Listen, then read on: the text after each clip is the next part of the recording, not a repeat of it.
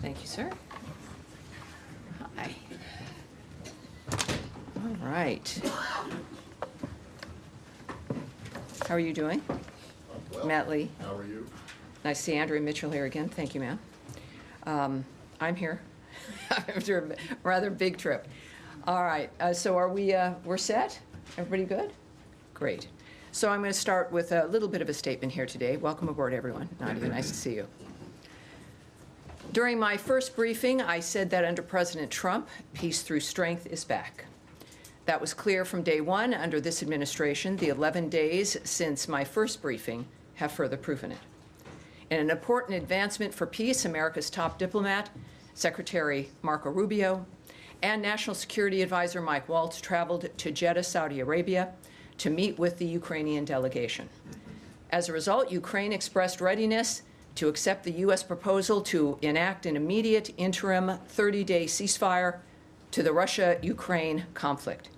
The ball is now in Russia's court, and even more advances have been made after Envoy Witkoff's visit there as well. Following this historic meeting, Secretary Rubio traveled to the G7 in Canada, where our partners expressed support for a swift end and a durable end to this conflict. And as we pursued peace, our nation also showed strength. Under the President's direction, this administration invoked the Alien Enemies Act of 1798 to initiate the removal of hundreds of dangerous members of the Tren de Aragua, a vicious, violent foreign terrorist organization, which has been threatening our nation, conducting irregular warfare, and terrorizing Americans. We express our sincere gratitude to President Bukele of El Salvador for playing a pivotal role in this transfer. As Secretary Rubio said, once again, President Bukele has shown he is not only the strongest security leader in our region, he is also a great friend of the United States.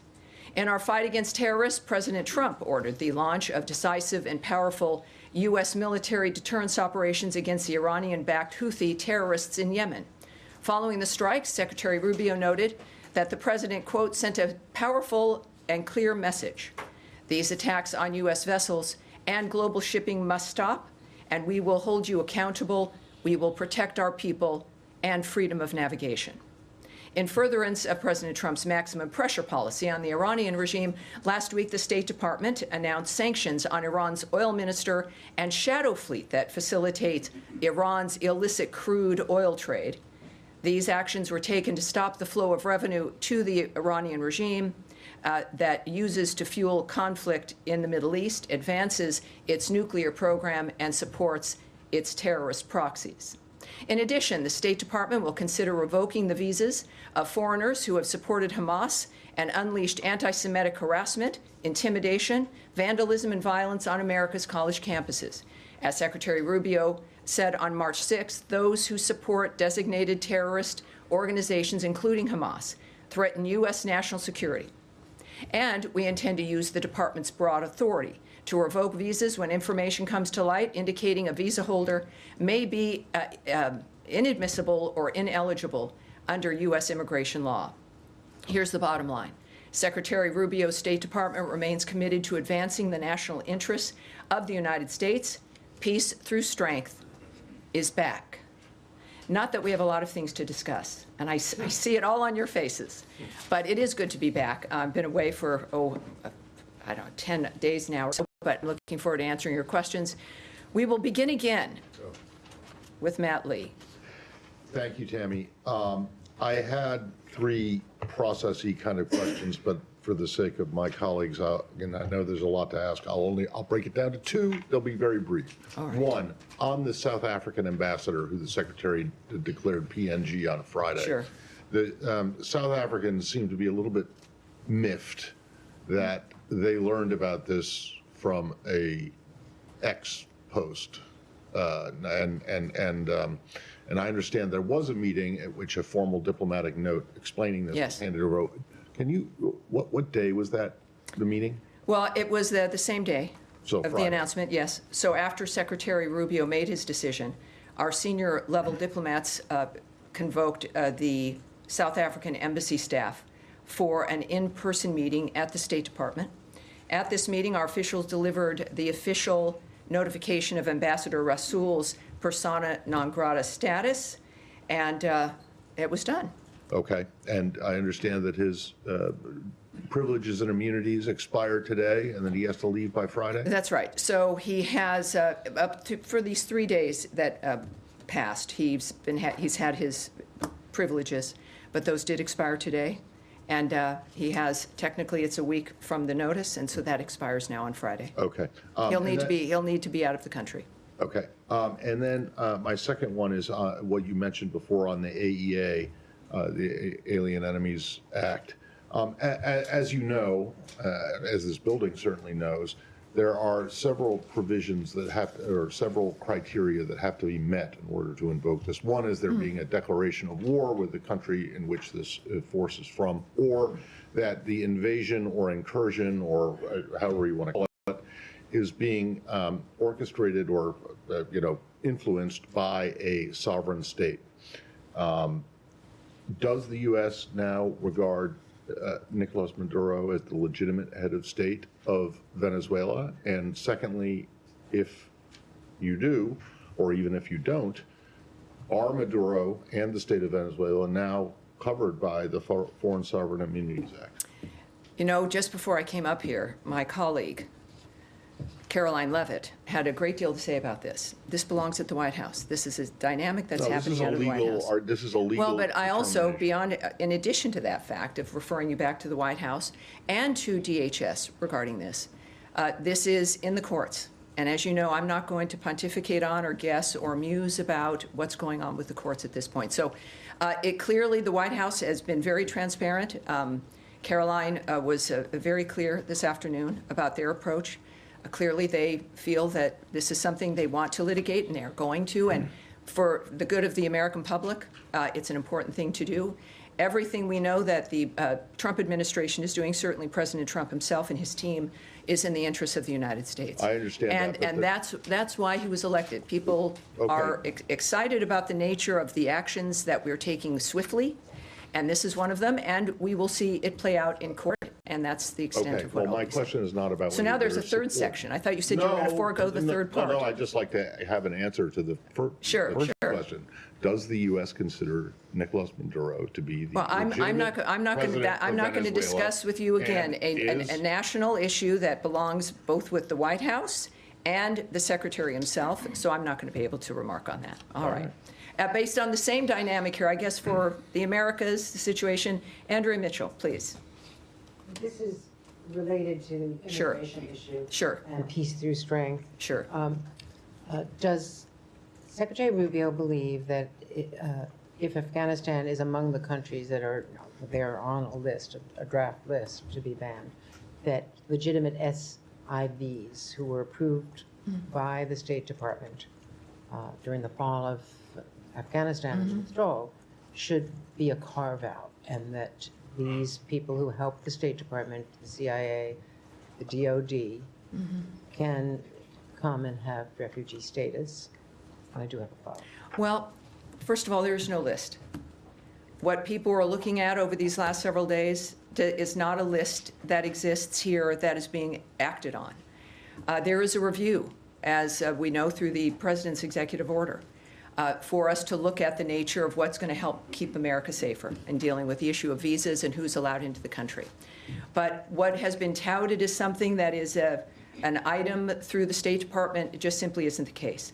So the premise, I have to say, I certainly can't speak to because it's not accurate. When it comes to the nature of Afghanistan and those who've helped us, the arrangements we've made already in the past, getting as many people from that conflict here, certainly those who have assisted us and worked with us, that's been a policy and a dynamic that we've worked on from certainly even the previous administration, working to try to get that happening. So that's not something that is, certainly I can talk about regarding something that doesn't exist, but certainly when that review is done, we'll have something that we can discuss. Okay, then let me ask you also Yes. About your view, the Secretary's view, about the legality of a foreign country holding an American citizen from Iowa who has not been charged with any crime and holding his passport and not permitting him to return home in the case of what's happening in Punta Cana and the Dominican Republic, where this young man and his family and his lawyers say that he has not been permitted to leave the Dominican Republic, that he has been a cooperating witness, he's not charged with any crime. Does the State Department have any view about the rights of that U.S. citizen? Well, I think what's appropriate here is for me to not to, this is unfortunately the nature of the State Department and what we do. When it comes to diplomatic efforts, whether they exist or not, the nature of legal frameworks for individuals, the privacy issues involved, that's not something I can get into any detail about. Well, he has spoken publicly, and his family have. Does he have consular access? Well, that's his. I think all of us have a right to speak and to be known, but we have a standard and a protocol here that we won't discuss a private situation, a private case. Certainly, when it comes to diplomacy, diplomatic relationships between one country and another, I'm not going to go into those details. All right. Sean. Thanks. Can I go back to South Africa, the ambassador? Sure. The secretary, of course, had his ex posted on Friday. Could you explain a little bit the reasons? It's quite an extraordinary step. I was looking back, I mean, if I'm not mistaken, even in the height of tensions with Russia, there was no expulsion of the ambassador and no PNG there. What is it? I mean, essentially this was remarks that the ambassador made at a think tank or at a conference that were critical. What I'm getting is, should other ambassadors be on alert? Can they not criticize President Trump without fear of being expelled? Well, I think it's not about criticism. This was the equation of the president and the country with white supremacy. It was an allegation that casts such an awful light on the nature of the country, on individuals. It is. I mean, if we don't have a standard about the nature of someone who is in this country, who is supposed to be a diplomat to help facilitate the relationship between two countries, and that this is the standard of it, you know, we deserve better. We've had a decent level of diplomacy with South Africa. There are some challenges, but you want people in each embassy who can actually facilitate a relationship. And these remarks were unacceptable to the United States, not just to the president, but to every American. They were pretty much obscene when it came to the nature of what was alleged. So that is, I think, at the very least, what we should expect is a standard of some respect, basic, low-level respect, if you're in a position that is going to help facilitate any kind of diplomatic relationship with another country. This particular individual certainly didn't meet that standard, and it is a message to people of what America expects, what the president expects, what the Secretary of State expects, what this whole administration expects when it comes to treatment of the nation itself and as a result of the people in this country.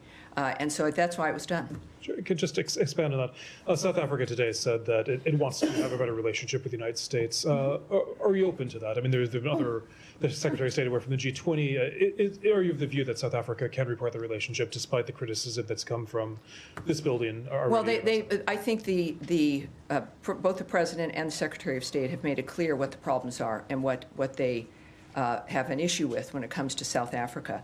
The unjust land expropriation law, as well as its growing relationship with countries like Russia and Iran. That's what prompted the serious review of our South Africa policy, which continues to be underway. They have taken also, the South African government, aggressive positions toward the United States and its allies, including accusing Israel, not Hamas, of genocide in the International Court of Justice, and reinvigorating its relationship with Iran to develop commercial, military, and nuclear arrangements. So this isn't one just of demeanor or decorum, however they add into it. This is a matter of a nation that is, we've again made it very clear, taking steps that are not in the best interest of providing a safe, secure, more prosperous America, let alone world, when it comes to the decisions they're making. So all of this is under review, but obviously part of it is, within the diplomacy of it, is to encourage a change in policy and posture. of course that would be the point. The point is to encourage a change. What I've seen with the trips we've made with the diplomatic adventures, of course, as well as the G7 summit in Canada, is the nature of the Secretary of State is to make things better for people. It is not to punish or to target people or countries. It's the nature of changing policy and creating better environments for all of us. And I've seen that in motion in every dynamic.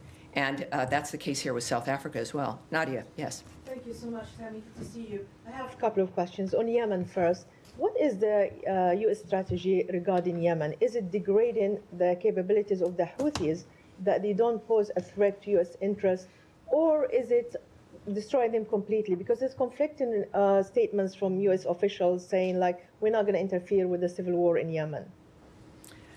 Well, what we've seen, of course, in the past when it comes to the Houthis, it was a tit-for-tat strike. If the Houthis would be sending missiles or attacking both commercial and military ships, what the previous administration did is they would do one strike as a tit-for-tat dynamic.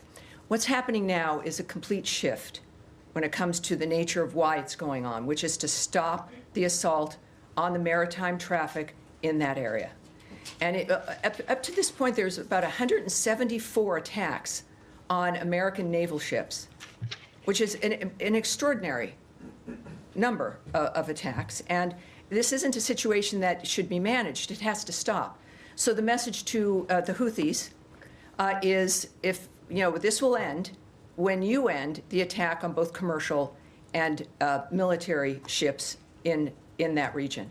So it's a maritime issue, and it's meant to completely change the posture of the Houthis, and of course, in a conjunction in that dynamic with Iran, that the days of pinprick responses where we allow that to occur is over. That's, I think, a pretty clear statement from the administration as a whole as well. And on the visa thing, just The visa, quickly, sure. is the area clear when it comes to revoking visas for foreign students? Are you revoking visas for students who clearly support Hamas and shows literature that's supporting Hamas, or is it also include students who support Palestine or the freedom of the Palestinians, or showing sympathy with civilians in Gaza? Is that area very clear? Well, what Secretary Rubio has been saying on a number of different interviews is that this is about, when you think about someone applying to come into the country to get a visa, if you were to say everything that he ended up doing as would be his goal upon entering the country, we would never have issued the visa. So you have a dynamic, whereas if there's going to be certain kinds of actions that you're going to undertake, that we don't accept that. Every country has a right to control its borders and to determine who's going to come into the country. So in this particular instance, there's also, I know, a freedom of speech argument. But this is not about speech. It's about actions. It's about things that were done. And of course, I don't want to go further because also this is within a court dynamic. America's got the best court system in the world. And there will be arguments on both sides, no doubt, regarding this. But it has to be argued. It has to be litigated. But the actions that we take and the decisions we make are not about content. It's about actions that are occurring, and certainly in that particular case. Yes. Can I? Go ahead. Can Hi, I? Tammy. Hi. Thank you. Just to follow up on the Houthis question. So President Trump said every shot fired by the Houthis will be looked upon as a shot fired by Iran. So we're wondering, if Houthis don't back down, is the United States prepared to attack Iran or give Israel to do so? I think you're referring to President Trump's Truth Social tweet. And I'm sure you all have it on your phones. You should, because I'm going to refer you right back to that tweet. It speaks for itself.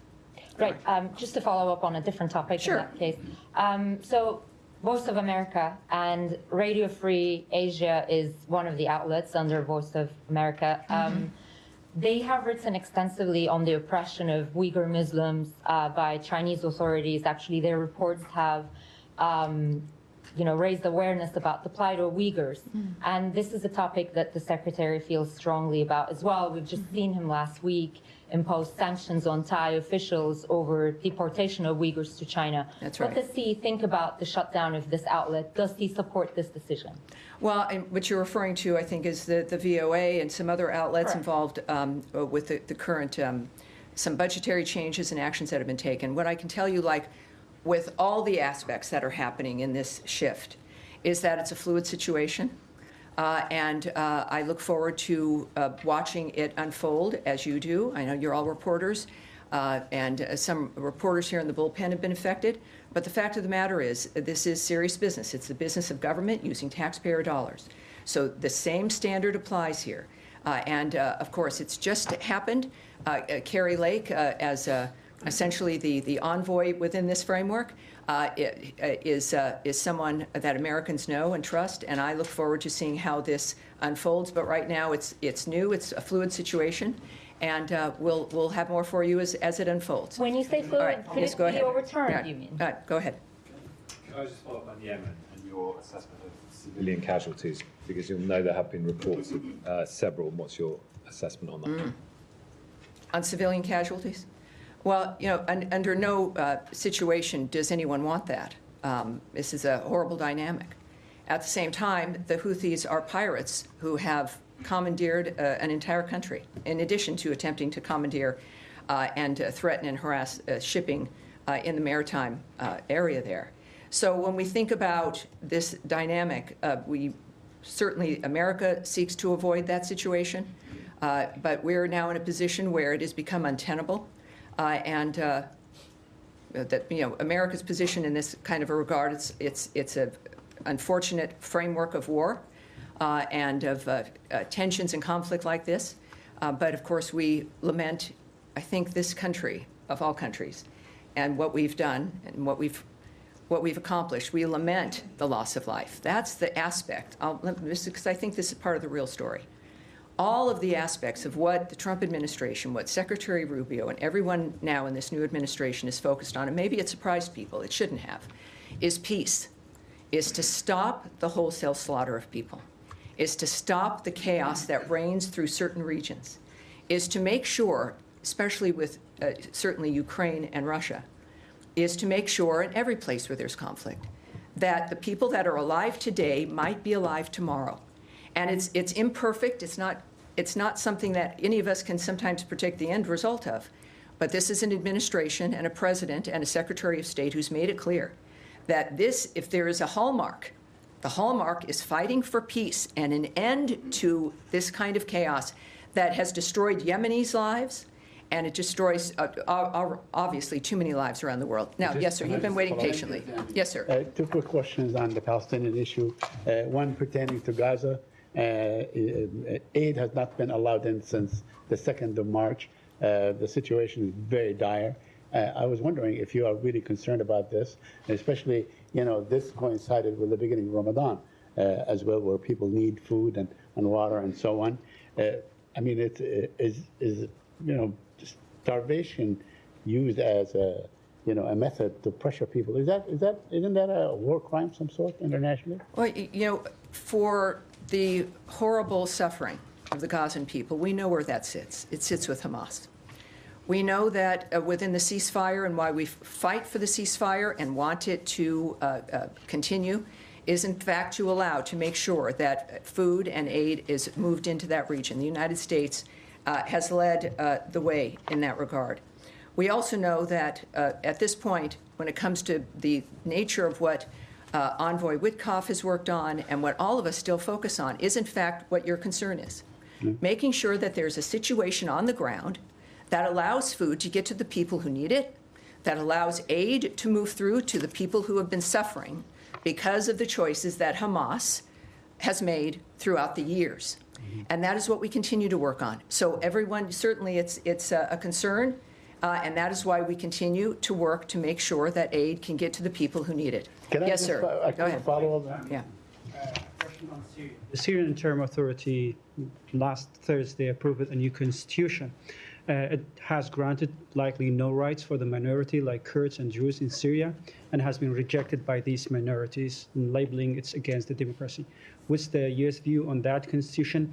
And does anyone in this department connected with the new Syrian interim authority? Do you have any engagement with them? You know, again, when it comes to diplomatic engagements, situations as fluid and as situational like that one, that's not something I'm going to be able to answer. What But I'll see what we can do when it comes to the specifics of what you've asked for. What about the? Yes. All right. I have Go. another question on Iraq. All right. Yeah, this administration, including Secretary Rubio himself, has called the Iraqi government to resume the Iraqi Kurdistan oil export and solve the U.S. oil companies' issue that are working in Iraq. But this hasn't happened. What's the U.S. view on that? Are you urging the Iraqi government to resume the oil export? Again, I'm not, at this press briefing, I'm not going to go into international negotiations or diplomatic negotiations or thoughts that might be held by the Secretary of State. But we'll see when it comes to actions on that. It'll be, I think, abundantly clear. Yes, ma'am. Syria. Thank you, Tammy. So Syria's new government, along with regional countries such as Turkey, Jordan, Qatar, and others, have been calling on the U.S. to lift the sanctions that was put in place during the Assad regime, and many view these sanctions as a significant barrier to stabilizing and rebuilding the country. Is the administration considering removing or maybe easing these sanctions? Well, again, when we think about the administration, I think of President Trump and their posture and point of view regarding Syria, and the fact that when it comes to the State Department and the Secretary, these are things that would be negotiations that would have to be contemplated, and I'm not going to do that right here from this podium. Yes, sir. Thanks so much, Tammy. I appreciate you taking the question. Over the weekend... Depends on what the question is, but go for it. Over the weekend, the U.S. deported a Lebanese citizen who was a doctor at Brown University. I was wondering if you might be able to elaborate why. That, I would say, when it comes to that kind of action on everything we might discuss, that's the Department of Homeland Security. So that would be them. And on violence, escalating violence in the West Bank, I guess, are there any concerns among at the State Department over what we're seeing in terms of Israeli actions in the north, in Jenin, in Tulkarm? Well, the United States' position, certainly the State Department, is that we stand steadfastly with Israel. Israel has seen certain security concerns that they have, and they're taking actions regarding those security concerns. And we stand with those decisions and what the Israelis choose to do in that framework. Yes, sir. Thank you. Two questions. Changing subject to South Asia. A few days before the elections, President Trump, then as a candidate, had spoken about, expressed concern about attacks on the Hindus in Bangladesh. Now that Secretary has been here for about 60 days, what is his assessment about the situation of Hindus in Bangladesh and what steps he's taking to address President Trump? Secretary Rubio. Well, again, you're talking about President Trump in certain aspects about how the nation and how his administration views the nature of what's happening in another country. And Secretary Rubio, of course, follows through with his vision and the nature of the choices that are made in that regard. But when it comes to, again, negotiations, diplomatic considerations, and the conversations that those involve, and what might happen, I don't want to presume here what the outcome will be. You don't want me to either. I think that the best thing to do would be to... Question? I'm sorry? Can I reframe the question? Well, no, because I'm not. What I'm not going to answer is diplomatic considerations from government to government or attitudes and approaches when it comes to what's happening in a certain country that belong within a diplomatic kind of conversation that clearly I can't speak on, or would I hypothesize about what might happen. So yes, there you go. Yes, ma'am. Go ahead. I have one more question. Thank you, Tammy. Just to follow up quickly on what Hamara was saying about USA GM, Radio Free Asia, Sure. and other news broadcasters, because I think you're going to get a lot of questions about this. Oh, I expect it. I just got back into the country over the weekend. I thought, well, this will be discussed. As you mentioned, it's affected colleagues we know in the bullpen. Yes.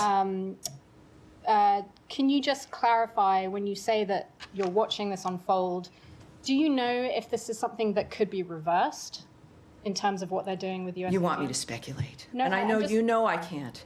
And I know I come from a background where that's mostly what I did for a very long time. That I can't do here. Okay, so my next question is about something different. The State Department, according to some reporting by the New Republic, terminated a contract to the Yale School of Public Health's humanitarian research lab. They were tracking evidence of the Ukrainian children that have been abducted by Russia since Russia's invasion of Ukraine. Some of that evidence was about to be, from their work, it was about to be transferred to European law enforcement officials. Can you comment at all on whether it is true that this grant was terminated, and whether you have any other comment on that? Well, I can't confirm that, but obviously I'll take it back and I'll get back to you so we can get some details in that regard. Yes, yes, sir. So much. I also have a question on Russia, Ukraine, but before that, let me follow up on Radio Free Europe quickly from different angle. This administration last month secured one of the reporters jailed in Belarus, was working for Radio Free Europe, and I want to give you credit for that. Now, given how strongly you feel about the cases, can you assure us that you will continue securing the release of Radio Free Europe reporters, one of them in Azerbaijan and other countries, even if you end up defunding them? Well, that's not something I can answer here, again, when it comes to the nature of the choices that will be made. But what I can tell you is that this is a country that has led the way from the very start of radio, of making sure that voices are heard everywhere. That this is something this country can be proud of. And it sits within the framework of what matters to us. At the same time, this nation has to look, and I don't think it's anything to be ashamed of, look to the nature of how America is going to be able to remain strong and safe and secure and more prosperous so that we can continue to move through with foreign aid, with facilitating voices that normally other parts of the world would not hear. It is a part of democracy. And of course, you want every nation to have that kind of commitment as well when it comes to who's able to be heard. So that's a commitment that stands. It is the heart of this nation. And certainly that's not going to be ending. The framework of certain things might change, or how we facilitate them, but certainly not that commitment. And I think we've done a good job of that, and we should all be proud of it as well. My How are we second question, doing? Tammy, on Russia-Ukraine, I was going, actually, that was my original question. Well, I've clearly lost the bucket of issues here as we've gone from a few things back. But go ahead. On reports that the United States pulled back from international group investigating Russian crimes. What is the strategy there, and what message are you sending to Russia, who continues actually committing crimes as we speak? Look, this is we're going to be looking into a number of different things. If that's anecdotal, the nature, I'm not familiar with the nature of what happened, so I'm not going to be able to speak to that. Yes, right down the middle here. Yes, sir. Thank you so much. I think, the gentleman in front of you, sir. Go ahead.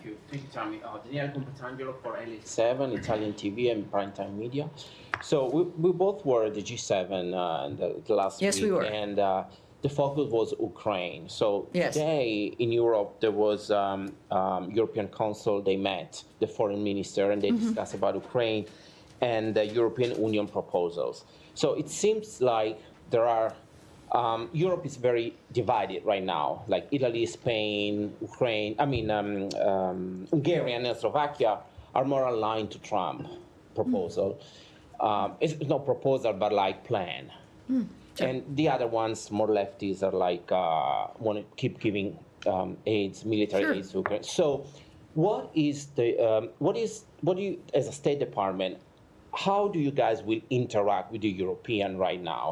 Are we going to go for the Trump plans or the European ones? I think we're going to go with the Marco Rubio approach, which is to talk to everybody, which is to put out the new ideas, which is to argue for them on the merits of those ideas. That's what happened at the G7. What happened at the G7 was a collection of people who have very different points of view, some big disagreements, but a direct, specific decision mentioned by the Canadian Foreign Minister Joly that we're going to focus on what we do have in common, what we can get done together, and really the importance of the gathering itself and what we can do together. There's a lot of people, I think, that would prefer us to be distracted by the disagreements. But what I've seen Secretary Rubio accomplish is remarkable, and in different environments where there's negotiations between countries attempting to stop war, a ministers' meeting where they're all aligned in some fashion or another and want to work together but have disagreements. I can say this, fortunately, having been there, is that it's been his voice, and I'm proud as an American that it happens to be the American Secretary of State. It's his voice that has brought conversations together, that has brought groups of people together. And we know this is why you need a State Department and why you need diplomats, because everybody's going to have different ideas. Everybody's going to think there's a better way, and we all have investments in the nature of the outcome. America is the strongest country in the world for a reason. All the combination of things we do, but mostly because we are a nation of merit and arguments and speech and the ability for people to be heard and for all of us to have an open mind. That is what Marco Rubio brings to this debate, especially in Europe where there are disagreements. We will, and he expects to, win people over based on the merits of the arguments that we continue to make every day. And I'm going to leave it there, everyone. I'll see you Wednesday and Friday this week if you didn't get enough. There'll be more to talk about. Thank you, everyone. I appreciate it. Have a great day.